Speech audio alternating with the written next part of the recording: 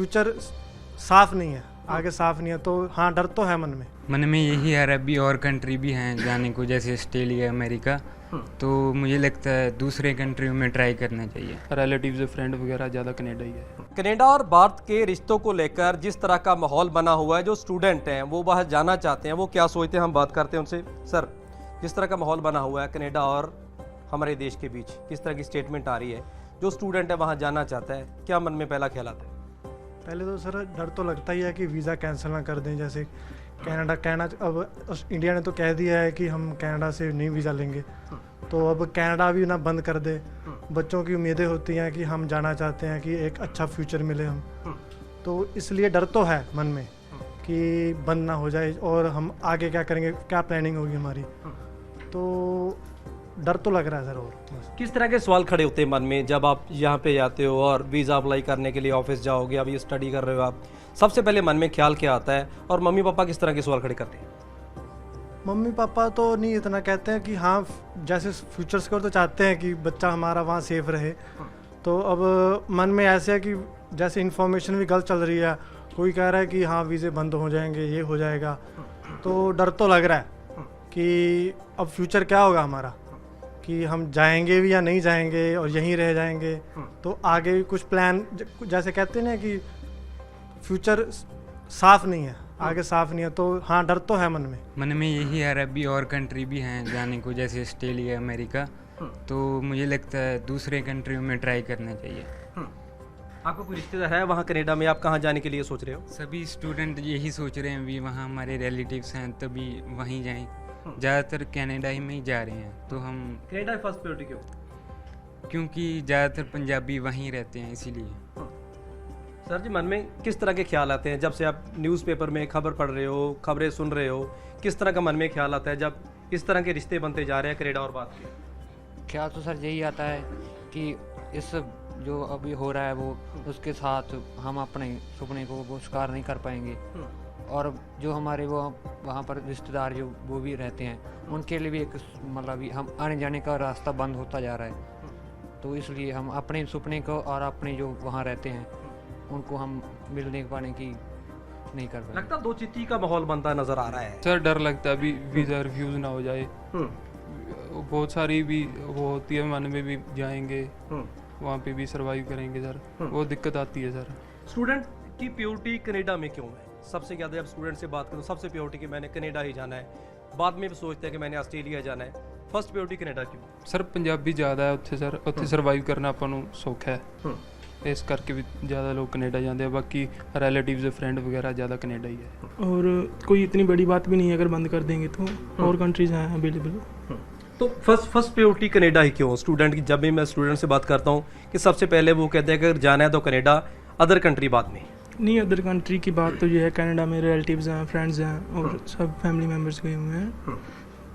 बस other countries में भी अच्छा है, कोई ऐसी बात नहीं है, मतलब कनाडा फर्स्ट प्रायोरिटी इसलिए ज़्यादा कह सकते हैं अभी, मतलब सुंदरता वहाँ की, और बस ज़्यादा तो रिलेटिव्स। बस डर रहेगा मन च, पर बाकी कोई गल नहीं, होर कंट्रीज बहुत है जोड़ा होगा देखेंगे।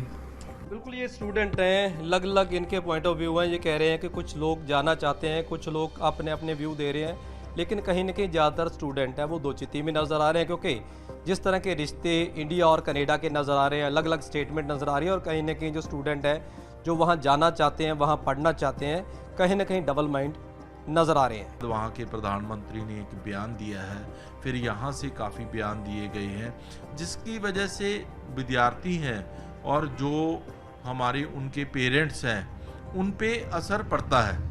इस चीज़ का बिल्कुल असर पड़ता है, हम ये नहीं कह सकते कि इन चीज़ों का असर नहीं पड़ता।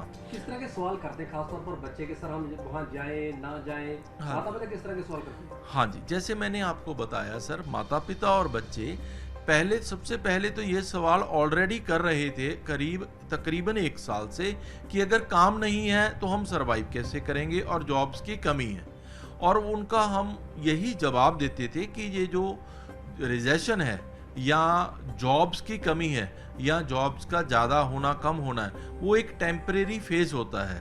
कभी भी किसी भी मुल्क के हालात हमेशा के लिए एक जैसे नहीं रहते, वो बदलते रहते हैं। जैसे कोरोना की वजह से जो आर्थिक स्थिति है और जो कारोबार हैं और ख़ास करके जो जॉब्स हैं उन पे बड़ा फ़र्क पड़ा था। लेकिन जैसे जैसे कोरोना चला गया वैसे वैसे स्थिति धीरे धीरे सामान्य होनी शुरू हो गई। अब उसके बाद ख़ास तौर पे कनाडा में ये समस्या इंटरनेशनल स्टूडेंट्स को जो यहाँ से जा रहे थे उनको बड़े लेवल पर आ रही थी, तो जिसकी वजह से उनका रुझान है जो थोड़ा झुकाव है वो जैसे ऑस्ट्रेलिया है, न्यूजीलैंड है, अमेरिका है और यूरोप के कई कंट्रीज़ हैं और ख़ास करके इंग्लैंड है, वहाँ की तरफ विद्यार्थी और उनके माँ बाप सोचना शुरू कर रहे थे। और उसी के संदर्भ में आगे चलती हुई अब ये इंसिडेंट हो गया है कि कनाडा का कोई भी नागरिक भारत में घुस भी नहीं सकता। उन्होंने ये BSL की वेबसाइट पे भी डाल दिया है, भारत सरकार के द्वारा ये कदम उठाया गया है कि हम उनको बिल्कुल यहाँ पर अनुमति नहीं देंगे। और इसमें बड़ी ज़रूरी चीज़ ये है कि उसमें ये कहा गया है कि कनाडा का कोई भी नागरिक चाहे वो अमेरिका में, चाहे पाकिस्तान में, चाहे इंग्लैंड में रह रहा हो, किसी भी मुल्क में हो और चाहे वो किसी भी धर्म का हो, वो नहीं आ सकता। उसमें इस चीज़ को समझिए कि सिर्फ कनाडा के नागरिक जो कनाडा में रह रहे हैं उनके लिए ये चीज़ नहीं है, पूरे विश्व के लिए ये चीज़ है। और जिसकी वजह से अभी पिछले 3-4 दिन से जो वीज़ा के लिए बच्चे पूछने आते हैं, उनके माँ बाप आते हैं और जो विद्यार्थी आते हैं क्लासों में आल्स वगैरह करते हैं, उनका ये सवाल रहा है जो आपने बड़ा ही अच्छा ये सवाल किया है। और उनको हम यही कहते हैं कि ये टेम्परेरी चीज़ें होती हैं, ये परमानेंटली हमेशा के लिए इस तरह से चीज़ें नहीं रहती हैं। कन्फ्यूज़न है सर, इसमें कोई दो राय नहीं है। स्टूडेंट्स के, माँ बाप के और जो वहाँ पर लोग बैठे हैं जो जहाँ से वीज़ा लगवा के जाना चाहते थे, या कोई विजिटर वीज़ा है, टूरिस्ट वीज़ा है, कोई स्पाउस वीज़ा है, कोई सुपर वीज़ा है, उनको ये लगता है कि हम वहाँ पे चले जाएं, कल को वहाँ पे स्थिति ख़राब हो जाए, हम वापस ना